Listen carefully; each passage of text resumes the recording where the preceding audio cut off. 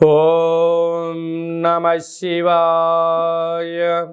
ఓం నమో నారాయణాయ. ఓం శ్రీ స్వర్ణాకర్షణ కాల భైరవాయ నమో నమః. ఓం శ్రీ నరదృష్టి నివారణ కాల భైరవాయ నమో నమః. ఓం కాళకాలాయ విద్మహే కాళాతీతాయ ధీమహి తన్నో శ్రీ స్వర్ణాకర్షణ కాల భైరవ ప్రచోదయాతు.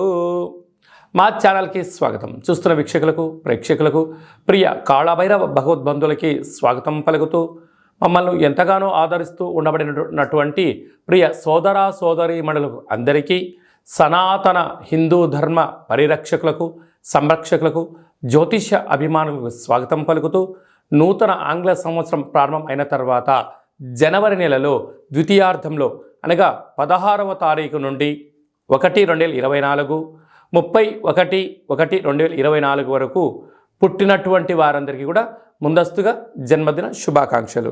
గతంలో వివాహం చేసుకున్న వారికి వివాహ వార్షికోత్సవ శుభాకాంక్షలు.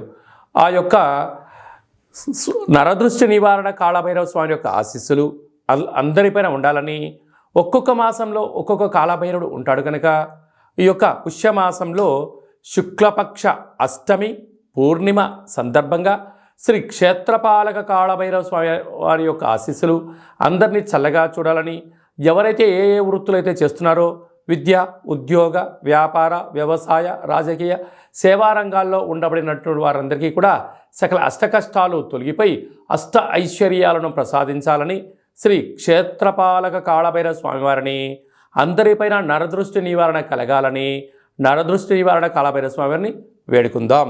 ద్వాదశ రాశుల్లో గ్రహ గమనాలు ఒకసారి వీక్షింపచేద్దాం. మేషరాశిలో గురు సంచార స్థితి, కన్యరాశిలో కేతు సంచార స్థితి, వృశ్చిక రాశిలో శుక్ర సంచార స్థితి, ధనస్సు రాశిలో కుజుడు మరియు బుధ సంచార స్థితి, మకర రాశిలో ఏడాది తర్వాత రవి సంచార స్థితి, కుంభరాశిలో శనేశ్వర స్వామివారు స్వక్షేత్ర సంచార స్థితి, మీనరాశిలో రాహు సంచార స్థితితో ద్వాదశ రాశుల్లో గ్రహ గమనాలు ఈ విధంగా ఉన్నాయి. 19వ తారీఖున శుక్ర భగవానుడు ధనుసు రాశిలోకి సంచార స్థితి ఈ విధంగా ఉంది. మిథున రాశి వారికి పుష్యమాస గురు పుష్యార్క యోగ సందర్భంగా ఎలాంటి విధి విధానాలు పాటించాలో ఈ వీడియోలో సవివరంగా సంపూర్ణంగా తెలుసుకుందాం. మిథున రాశిలో ఏ నక్షత్రాలు వస్తాయనగా మృగశిర నక్షత్రంలోని 3వ పాదం, 4వ పాదం, ఆరుద్ర నక్షత్రంలోని 4 పాదాలు, పునర్వసు నక్షత్రంలోని 1, 2, 3 పాదములను కలిపితే మిథున రాశి. చాలామందికి పుట్టినటువంటి కాల సమయంలో డేటా ఆఫ్ బర్త్లు లేనటువంటి ఏకైక కారణం చేత పేరు యొక్క మొదటి అక్షరాన్ని అనుసరిస్తూ ఆ రాశిని తెలుసుకునే ప్రయత్నం అవుతుంది. అవి ఏ అక్షరాలు సరే పరిశీలన చేద్దాం. క, కి, కు, ఖం, అజ్ఞ, చ, కే, కో, హ అక్షరాల వారందరూ కూడా మిథున రాశి జాతకులే. మిథున రాశి యొక్క అధిపతి బుధుడు. వీరు అందులో పునర్వసు నక్షత్రం ఎందులోనే ఉండడం, పుష్యమాసం అవ్వడం, అందులో గురువారం రోజు రావడం వలన ఏ రాశికి పట్టనటువంటి అదృష్టము ఈ మిథున రాశి వారికి ఉంది. కనుక గురువారం పూట పసుపు రంగు వస్త్రాలను ధరింపచేయడం, శనగపప్పుతో కూడుకున్న ఆహారాన్ని భుజింపచేయడం, ఇలాంటి వాటిని దానం చేయడం, ఒక పసుపు రంగు క్లాతులో శనగపప్పును మూటకట్టి 16 రూపాయల నాణెములను పెట్టి మీ మనసులో ఉన్నబడిన కోరికలు రాసి తెల్ల జిల్లేడు వృక్షానికి ముడుపు కట్టడం మీకు అదృష్టానికి స్వాగతం అని చెప్పి గమనించాలి. అలా కుదరలేదు, శివాలయంలో అభిషేకం చేసి తీసుకొని వెళ్ళి గోమాతకు సమర్పించండి. అలా కుదరలేదు, ప్రవహించే నీటిలో వేయండి. అలా కూడా కుదరలేదు, ఒక మట్టి మూకుడుకు పసుపును పూసి సంపూర్ణంగా 16 ఒత్తులు పెట్టి ఒక 5 రకాల నూనెలను వేసి దీపం వెలిగించి మీరు నమస్కారం చేసుకున్నట్లయితే గురు పుష్యార్క యోగం కలుగుతుంది. ఎక్కడైనా బహిర్ ప్రాంతాల్లో, వ్యవసాయ క్షేత్రాల్లో, అడవి ప్రాంతాల్లో తెల్ల జిల్లడి యొక్క వృక్షం ఉన్నట్లయితే తెచ్చుకొని సింధూరం పూసుకొని ఇంట్లో పెట్టుకున్నట్లయితే మీకు భావి తరాల 7 తరాల వరకు యోగం కలుగుతుందని చెప్పి గమనించాలి. అలాగే అర్ధాష్టమ కేతు కలడం వలన చిన్న చిన్న విషయాలకు ఆందోళన తగదు. మౌనంగా ఉండండి, ప్రకృతిని, పర్యావరణాన్ని, నేచర్ని గమనిస్తూ ఉండండి. అదృష్టమైనటువంటి ఆలోచనలు మీకు తడుతాయి. వాటితో విజయ పరంపర్యకు స్వాగతం పలకండి. 6వ స్థానంలో శుక్ర సంచార స్థితి ఉండడం వలన నూతనమైన వాహనాలు, వస్త్రాలు, బంగారు ఆభరణాలు, క్రయ విక్రయాలు యోగదాయకము. సప్తమంలో కుజుడు మరియు బుధ సంచార స్థితి కారణం వల్ల కుజదోష ప్రభావం ఉండినను అందులో బుధుడితో కలిసి ఉండడం వలన వ్యాపార సామ్రాజ్యంలో మీరు మకుటం లేని మహారాజులాగా వెలగడానికి చాలా అవకాశాలు ఉన్నాయి. వివాహ ప్రయత్నాలు కలిసి రావడం, సంపూర్ణమైనటువంటి ఏదైతే భూములు, వాహనాలు, భూ సంబంధమైనటువంటి కోర్టు సమస్యలు కూడా తొలగిపోతున్నాయి.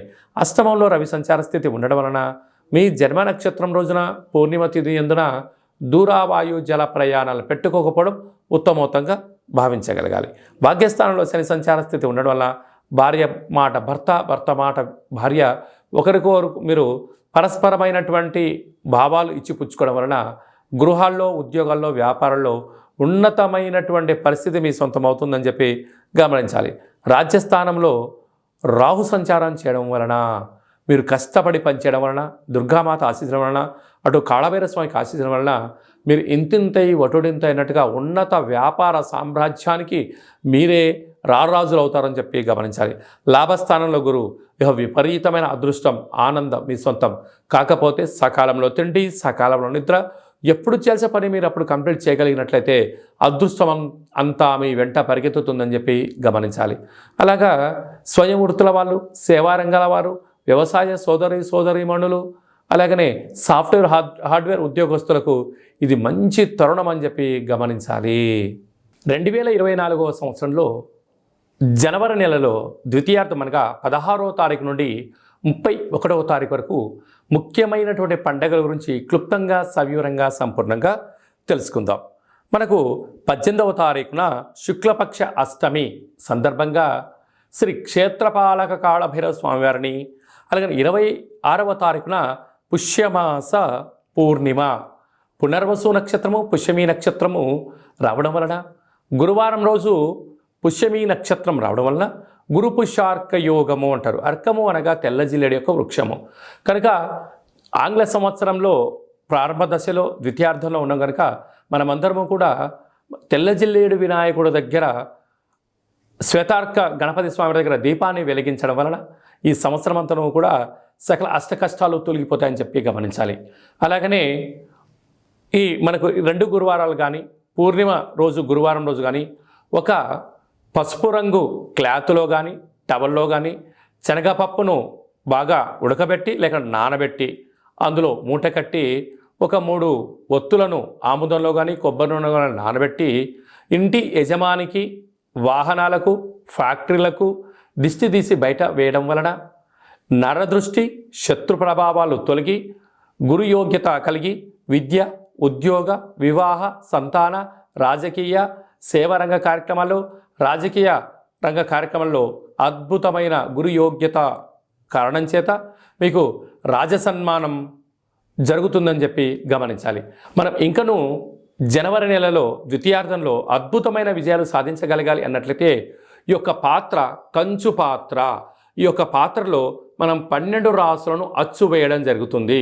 ఈ యొక్క పాత్రను మనం రోజు ఇంట్లో ఉదయం పూజ చేసిన తర్వాత లేకపోతే సాయంత్రం పూట దీపం, అగరబత్తులు వెలిగించిన తర్వాత ఈ పాత్రను ఇలా ఎడమ చేతిలో పట్టుకొని కుడి చేతిలో ఈ యొక్క కర్ర సహాయం తీసుకొని మనసులో మీరు 3 సార్లు ఓం కాలభైరవాయ నమః, లేకపోతే ఓం నరదృష్టి నివారణ కాలభైరవాయ నమః అనగా నరుడు యొక్క దృష్టికి నల్లటి నాపర ఎలా బద్దలైపోతుంటుందో దృష్టి దోషం కారణం చేత విద్యార్థులు చదువులో రాణించలేకపోవడం, అనారోగ్యం దరిచేయడం, నిద్రలేని రాత్రులు గడపడం, ఉద్యోగంలో సక్సెస్ లేకపోవడం, వ్యాపారంలో జన ఆకర్షణ లేకపోవడం, సంపాదించిన ధనము నిల్వ ఉండకపోవడం, పోలీస్ స్టేషన్లు, కోర్టు, గొడవలు, అనేక రకాల సతమతయ్యే పరిస్థితి ఉంటుంది.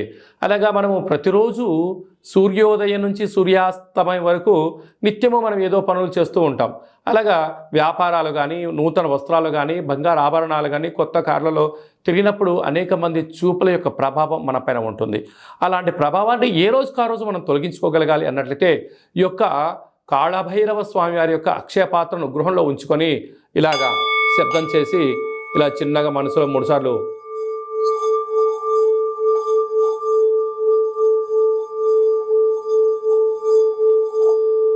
అలాగా ఓం నరదృష్టి నివారణ కాలభైరవాయ నమః అనేటువంటి మంత్రాన్ని 12 సార్లు ఉచ్చరింపజేయడం వల్ల ఈ యొక్క శబ్ద తరంగాల వలన మానవుని శరీరంలో ఉండబడినటువంటి మూలాధార, స్వధిష్టాన, మణిపూర్వక, విశుద్ధ, అనాహత, ఆజ్ఞ చక్రాలు వికసింపచేసి దురదృష్టము దూరమైపోయి అదృష్టం మనకు కలుగుతుంది. అందుకే అపాయంలో గొడుగులాగా, అష్టైశ్వర్యాలలో మనకు అంబారీ వాహనంలాగా కాళభైరవ స్వామికి ఆశీస్సులు ఉంటాయని చెప్పి గమనించాలి. ఇంకను మన వ్యక్తిగత జాతకం తెలుసుకోవాలనుకుంటున్నారా?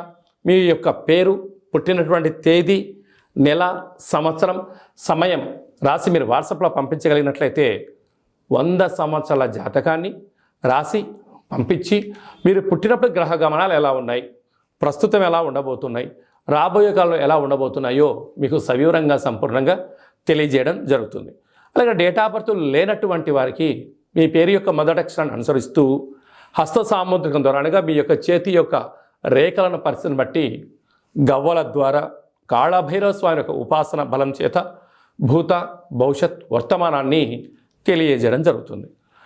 అలాగనే మీ యొక్క అబ్బాయి కానీ అమ్మాయి కానీ పుట్టినప్పుడు చిన్నపిల్లలకు ఆధ్యాత్మికమైనటువంటి పేర్లు ఎలా పెట్టాలి, న్యూమరాలజీ ప్రకారంగా ఎలా పేరు పెట్టుకోవాలో మన యొక్క దేవాలయంలో మీకు సవివరంగా సంపూర్ణంగా తెలియజేయడం జరుగుతుంది.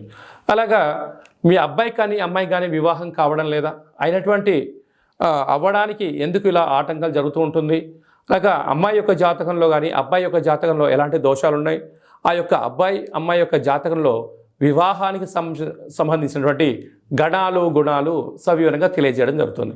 అలాగే వివాహమైన దంపతులు తరచుగా గొడవ పడడం, అనేక రకాలుగా ఇబ్బంది పడడం, పోలీస్ స్టేషన్లో కోర్టు అని విడాకులు తీసుకునే పరిస్థితి ఉంటుంది.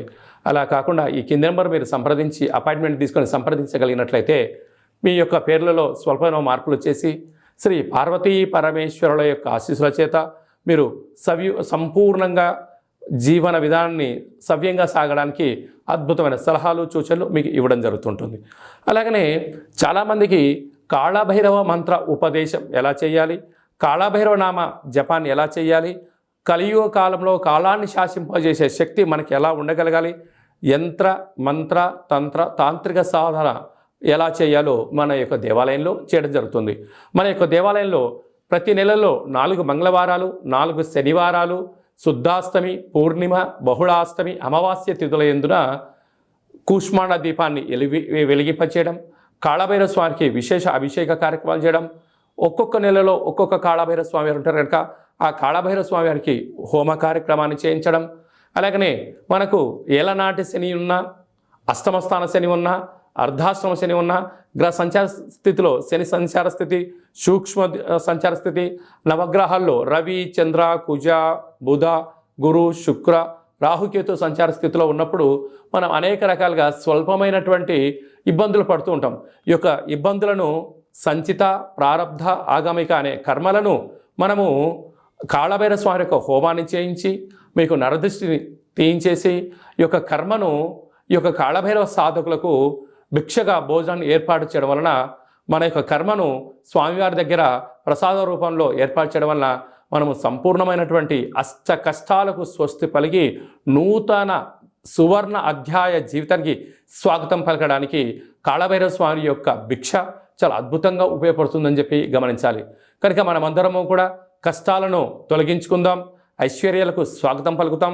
మనం ఏదైతే అనుకుంటున్నామో ఉన్నతమైనటువంటి విలువలతో కూడుకున్నటువంటి ఆరోగ్యంతో కూడుకున్నటువంటి జీవన విధానాన్ని మనం సొంతం చేసుకుందాం.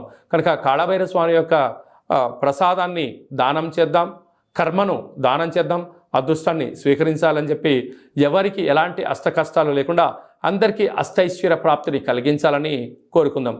కనుక ఆసక్తి గలవారు ఈ కింద సంప్రదించి కాళభైరవ స్వామి యొక్క పూజా విధానంలో పాల్గొనండి. అందరికీ అష్టైశ్వర్యాలు ప్రసాదించాలని నరదృష్టి నివారణ కాళభైరవ స్వామిని వేడుకుందాం. అందరిపైన స్వామి యొక్క ఆశీస్సులు ఉండాలని, చల్లని చూపులు చూడాలని ఆశీర్వదించమని వేడుకుందాం. ఓం శతమానం భవతి శతాయు పురుష సతేంద్రియ ఆయుష్యేవేంద్రియే ప్రతిష్టతి ధనం ధాన్యం బహుపుత్రలాభం శత సంవత్సరం దీర్ఘమాయు సర్వే జనా సుఖినో భవంతు లోకా సమస్తా సుఖినో భవంతు. సర్వం శ్రీ నరదృష్టి నివారణ కాళభైరవ దేవతార్పణమస్తు. హరి ఓం. ఈ వీడియో మీకు నచ్చినట్టయితే లైక్ చేయండి, షేర్ చేయండి, మా ఛానల్ని సబ్స్క్రైబ్ చేసుకోండి. నేను చేస్తున్న వీడియోలో మీకు ముందస్తుగా నోటిఫికేషన్ రావాలి అన్నట్టయితే గంట సింబల్ ప్రెస్ చేయండి, ఆల్ అనే బటన్ తెలియచేయండి. ఎవరైనా మన క్షేమాన్ని కోరుకుంటున్న వాళ్ళైనా అంటే మనం ఎవరి క్షేమాన్ని గురించి ఆలోచన చేస్తున్నట్లయితే ఈ యొక్క ఆధ్యాత్మికమైనటువంటి భక్తి సమాచారాన్ని వాళ్ళకు తెలియచేయండి. కాళభైరవ స్వామి ఆశీస్సులు పొందండి.